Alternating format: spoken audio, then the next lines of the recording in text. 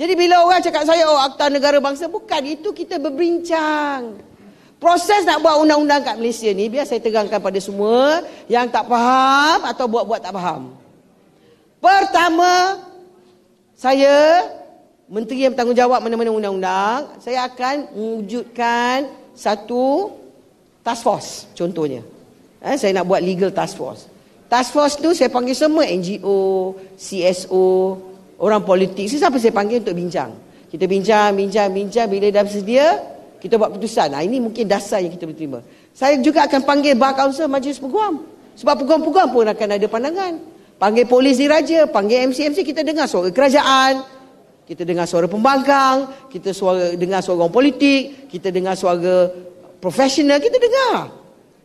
Sebab sebuah negara yang mengamal demokrasi, dia tak boleh buat undang-undang ikut suka mak bapak dia.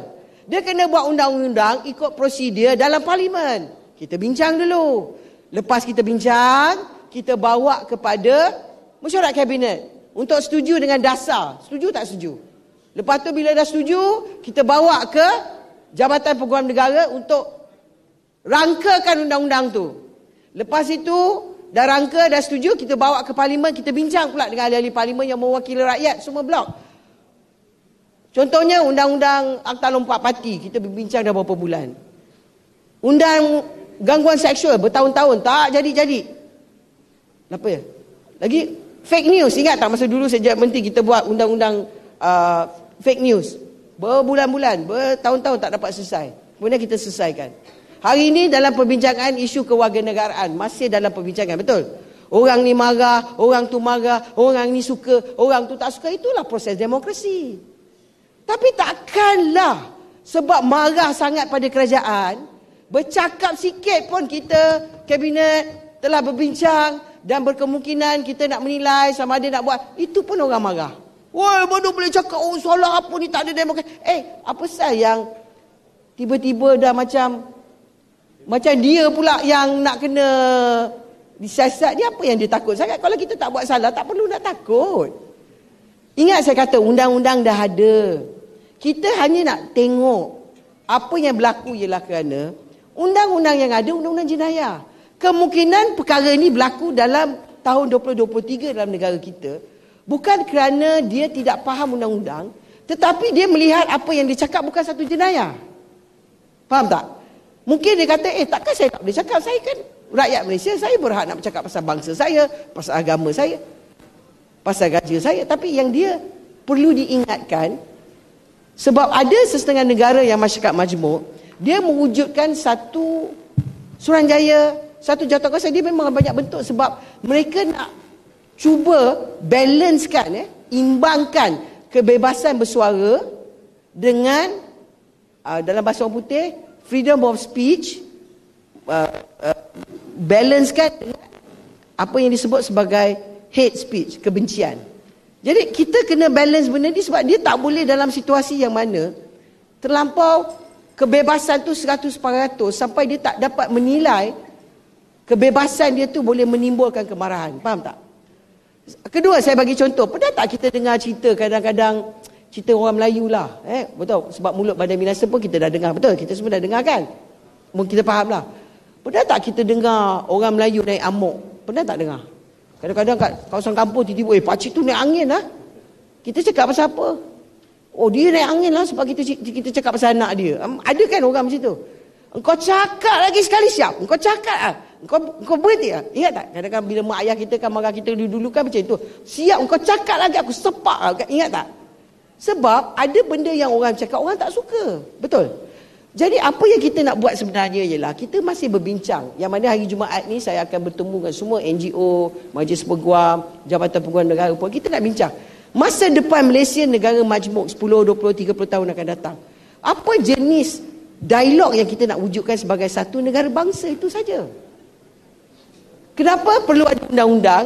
Keperluan ada undang-undang kalau ada undang-undang untuk membantu kepahaman. Contohnya, Australia ada Racial Discrimination Act, Akta Diskriminasi Bangsa. Itu Australia, 1975.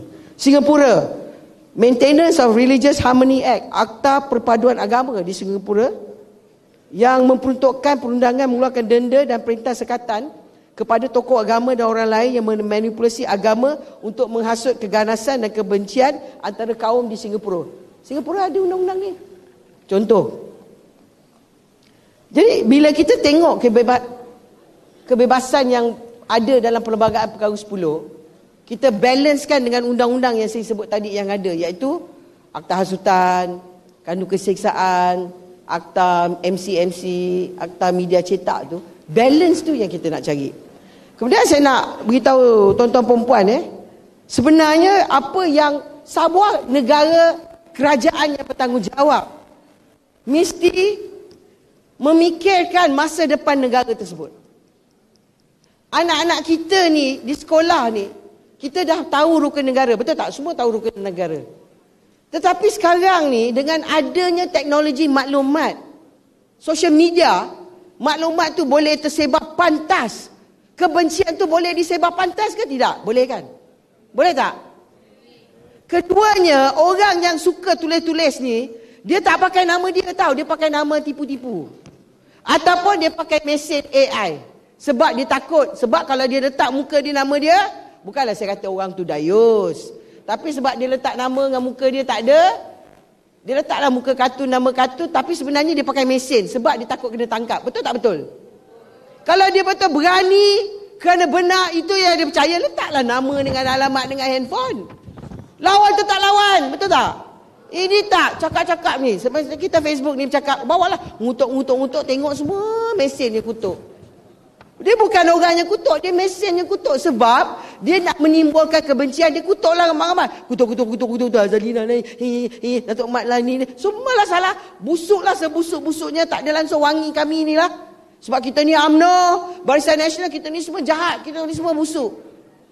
Kalau macam itulah pemikiran mereka kepada pemimpin, cuba bayangkan kalau mereka menjadi pemimpin. Itu fikir-fikirlah. Jadi dalam bab ni yang saya nak tekan di sini ialah kerajaan harus mempertahankan perpaduan antara kaum. Kerajaan juga perlu mempertahankan bangsa dan agama dan institusi raja. Kita perlu melindungi maruah raja. Kita perlu melindungi isu agama Islam. Bangsa Melayu itu sebab saya nak tunjuk slide. Hari ni alhamdulillah Tuanku Sultan Selangor dah titah. Dia dah sebut. Lepas itu kalau kita tengok slide ni, di mana Perdana Menteri dah bagi amaran. Kemudian Bar Council juga kata kita tak boleh adakan kebencian-kebencian yang sedang berlaku. Isu dia ialah kita perlu, ada negara dia compoundkan benda ni kesalahan sebab dia nak suruh berhenti bercakap. Singapura saya percaya dia ada jawatan kuasa, dia wujudkan gag order. Tak boleh bercakap dia kata. Itu Singapura bukan Malaysia. Contohnya, jadi dalam task force undang-undang ni yang saya akan bertemu pada hari Jumaat, kita nak fikir, okey, apa masalah di Malaysia, apa cara kehadapan, itu saja. Jadi isu menyatakan kerajaan ni zalim, drakonian, nak tahan orang bercakap tu, mana boleh kita buat undang-undang untuk menahan orang bercakap tentang agama, bangsa dan negara, mana boleh. Bangsa Malaysia, bangsa Melayu ditulis di bawah perkara 153, betul? Agama Islam dalam perlembagaan, bangsa Melayu dalam perlembagaan, gaji-gaji dalam perlembagaan, mana boleh kita menahan orang daripada bercakap. Tetapi kalau dia bercakap dengan niat provokasi, niat kebencian, dah ada undang-undang yang kata tak boleh. Itu saja. Jadi akta ni kalau kita pun nak wujudkan, ialah mewujudkan keharmonian, mewujudkan penghormatan antara bangsa dan agama.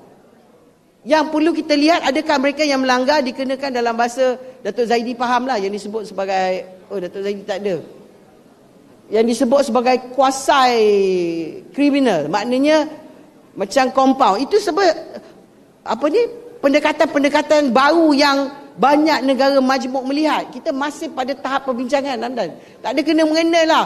Cakap pasal undang-undang hari ni, besok ada undang-undang ni. Bukan negara ala-ala komunis. Nak buat undang-undang kat Malaysia kena pergi ke parlimen. Wakil rakyat boleh bincang. Sekarang ni pembangkang ada lebih kurang 80 lebih.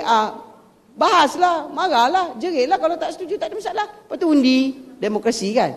Itu sajalah saya nak cakap setakat ni. Terima kasih.